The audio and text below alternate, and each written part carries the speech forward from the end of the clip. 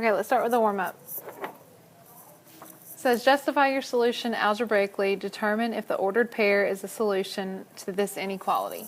So it's not multiple choice. We need to make sure that both of these points work.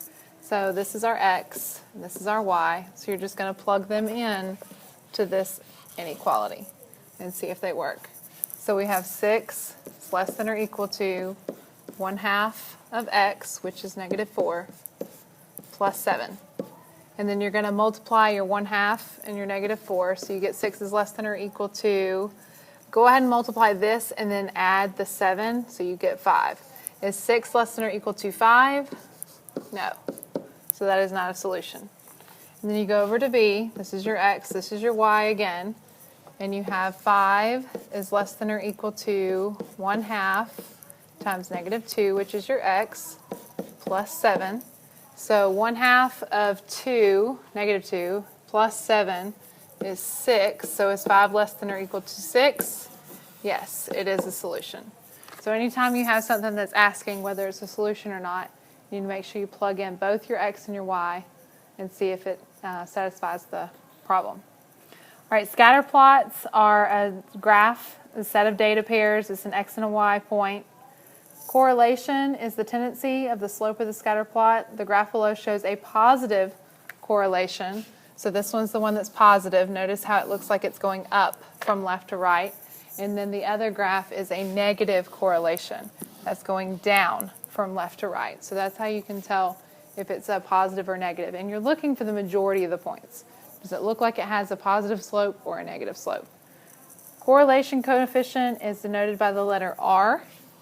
It's a number between -1 and 1 that measures how well the line represents the data. It represents your data, not necessarily that all of them have the same slope, but the majority of them have that slope. So if R is near 1, the points lie close to a line with a positive slope. It's positive slope.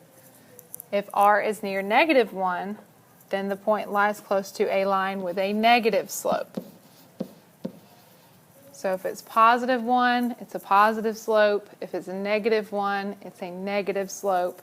And if R is near 0, then the points do not lie close to any line. That means that they're absolutely all over the place.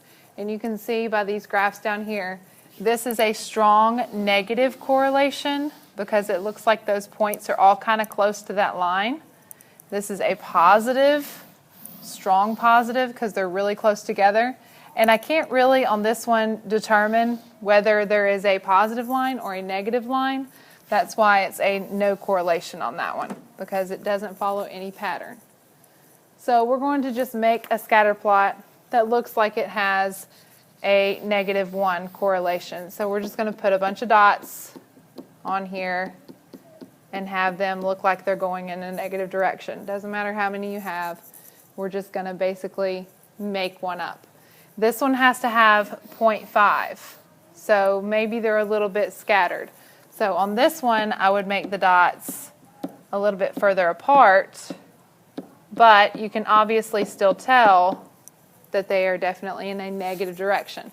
In other words, I don't have any random dots here or here that would indicate that I have something going in the positive direction. You've definitely got everything going in a negative direction there. All right, and then R equals 0, that's no correlation. You're going to have stuff everywhere. You can't really tell if it's positive or negative. And then a positive 0.5, it's going in the positive direction, but maybe they're scattered out a little bit. They're not as close to a line as they would be if there was a positive 1. So positive 1, they're going to be really kind of close together. But there again, they're still in that positive direction. Okay. On this first one where it's a -1, you can say that that's a strong negative.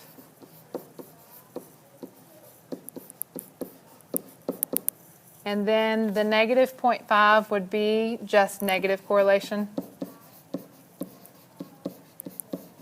Some people call it weak. It's a weak negative. 0 would be no correlation. I'm just going to abbreviate CORR for correlation. And then this is just a positive correlation, or this is a weak positive. Okay? And then the last one will be a strong positive.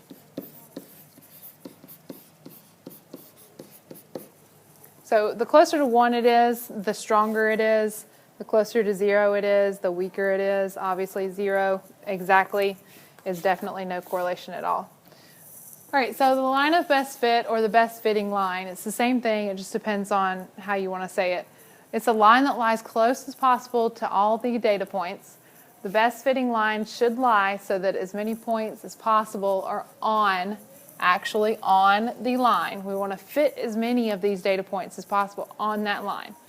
If the points are not on the line, let's say that they're not on the line, then approximately half should be above and half should be below. That's going to fit our line right in the middle. So we're wanting approximately, you don't necessarily have to count, but you can eyeball it. Make sure that your half points are above, half points are below. Try to get as many on there as possible. So the steps to sketching it by hand is you're going to draw the scatter plot of the data. So you're going to look at all your x and y coordinates and draw that. Then you would sketch the line that appears to be best fit to the data. Now you don't have rulers, but you can use the edge of a piece of paper, maybe your homework from the night before, and draw that line. Try to fit as many points on there as possible. You would choose 2 points. Choose 2 points from the data pairs. Find the slope. So you're going to find the slope using your slope formula. And choose one of those points and solve for b by using y equals mx plus b. Now we've done this several times before.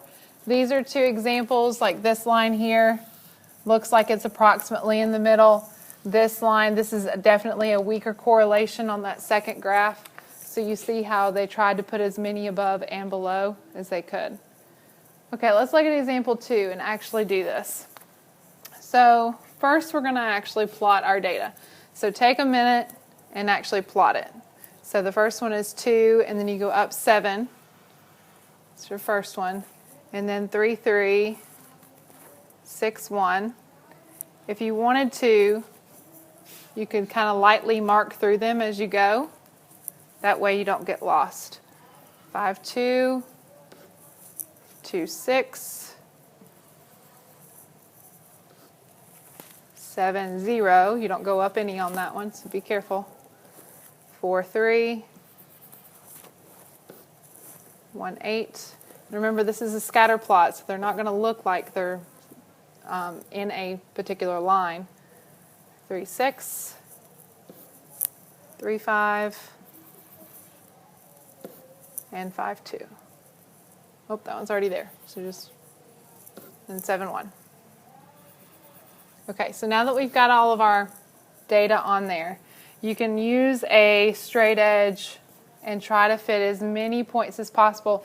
A lot of people might think that you could draw a line through all 3 of these and go, which that looks like it's pretty good, but how many are above? There's 1, 2, 3, 4, 5, 6, 7, or 6 above and 1 below. So that's actually not a really good line at all. We want to try to get as many above and below as possible. So what I would probably do is go through these 2 points. I know my line's not as straight as yours probably is, but what I'm doing is I'm making sure that this point and this point are both on my graph.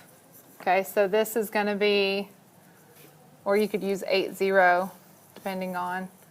Okay, so this point right here is 2, 6, and this point right here is 3, 5. Okay, so those are the 2 points that I'm going to use, because now you can see that I have 1, 2, 3, 4 above, and basically 1, 2, 3 below. So that's not too bad. That's pretty even. Okay, so now what you're going to do is you're going to take and find your slope. So you find your slope by taking y2 minus y1, x2 minus x1. but it doesn't really matter which order you do it in as long as you stay consistent. So I'm going to say 5 minus 6, and since I took the 5 first, I'm going to say 3 minus 2. So notice that each on top of each other is an ordered pair. 5, 3 came together, and 6, 2 came together. So you want to make sure that if you're doing this, you've got to be consistent with what you're doing. All right, so then on the top, you get 5 minus 6, which is negative 1, and then 3 minus 2, which is 1. So that simplifies to negative 1 is the slope. And then we're going to choose one point. I would probably choose the 2, 6. You can use that one. That's our x and that's our y. We're going to use y equals mx plus b and plug these in. 6 would be y. So 6 equals, my slope is negative 1. That's your m times 2 plus b. And then you just simplify. So 6 equals negative 2 plus b. And so then what is b? It's going to be 8. Okay? So once you have your b and you have your slope, you can write it in y equals mx plus b form. So remember, you're only going to substitute in for your m and your b. So y equals negative 1x and then plus b, so plus 8. This is the equation of your line of best fit. And that's also going to be an estimate. So it's an estimate. It is not the exact line. It's an estimate because we only have a few of them that are on the line. So you've got to remember that it's an estimate.